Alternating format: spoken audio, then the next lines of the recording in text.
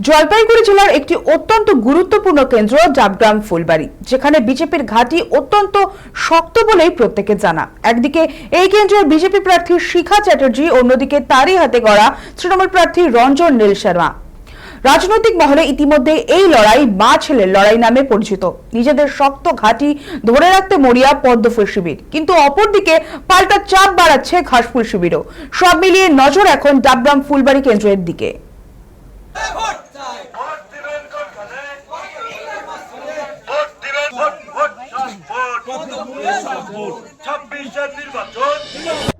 জলপাইগুড়ি জেলা ডাবগ্রাম অত্যন্ত গুরুত্বপূর্ণ একটি বিধানসভা কেন্দ্র এবং যে বিধানসভায় আবারও পুরাতনই ভরসা বিজেপি। আমরা এই মুহূর্তে শত ব্যস্ততার মাঝেও পেয়ে গিয়েছি শিখা চ্যাটার্জিকে, ডাবগ্রাম ফুলবাড়ির বিজেপি প্রার্থী। কিন্তু প্রথমে যে বিষয়টা আপনার কাছে জানতে চাবো, যে বরাবর একটা বিষয় উঠে আসে, মা ছেলের মধ্যে যদি লড়াই লাগে তো সেই ছেলে সেই লড়াই বরাবর মা ছেলেকেই প্রাধান্য দেয়। আপনার কেন্দ্রে মা ছেলের লড়াই, সেক্ষেত্রে কোথাও গিয়ে কি ছেলেকে প্রায়োরিটি দিচ্ছেন? আমি একটা জিনিসই বুঝতে পারছি না, তৃণমূল কংগ্রেস এই সরকারটা, তৃণমূল কংগ্রেস দলটা, যারা নাকি গৃহযুদ্ধ বাঁধিয়ে দেয়, ঘরের মধ্যে যুদ্ধ বাঁধিয়ে দেয়, যেটা ঠাকুরনগরে করেছে। ঠাকুরনগরে ঘরের মধ্যে পার্টিকে ঢুকিয়ে দিয়েছে, এখানেও তাই করেছে। যে দলটা করা যায় না, তখন ছেলে, স্বামী, মেয়ে, বাড়ির লোক সবার থেকে ঊর্ধ্বে হচ্ছে দল। দলের ঊর্ধ্বে কিছু নেই। এই দলের জন্য আমি নিজের প্রাণটাকেও দিয়ে করে দিতে পারি।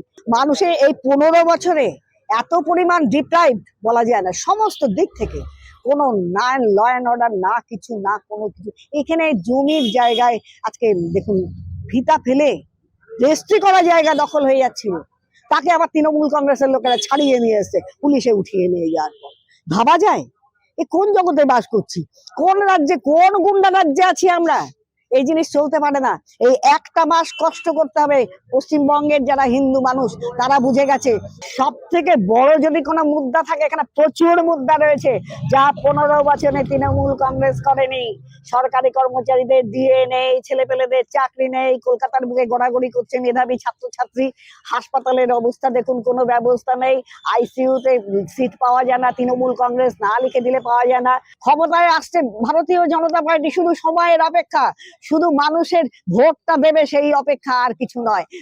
এই ভারতীয় জনতা পার্টি মোদিজির হাত ধরে এখানে হবে। বন্দে মাতরম, বন্দে মাতরম, বিজেপি জিন্দাবাদ। নির্বাচন দেশে ফিরে দিন,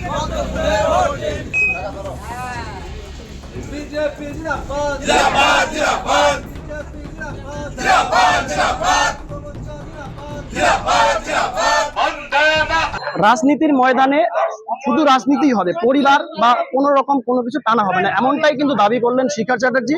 এবং তিনি যেমনটা বলছেন যে ভারতীয় জনতা পার্টির এই ডাবগ্রাম ফুলবাড়ি যে বিধানসভা কেন্দ্রটি রয়েছে, শুধুমাত্র সময় অপেক্ষা ফলাফলের। তারপরেই কিন্তু আবারও এই যে শক্ত ঘাঁটি বিজেপির, সেই শক্ত ঘাঁটিতে বিজেপি থাকছে, পদ্মফুলি ফুটছে।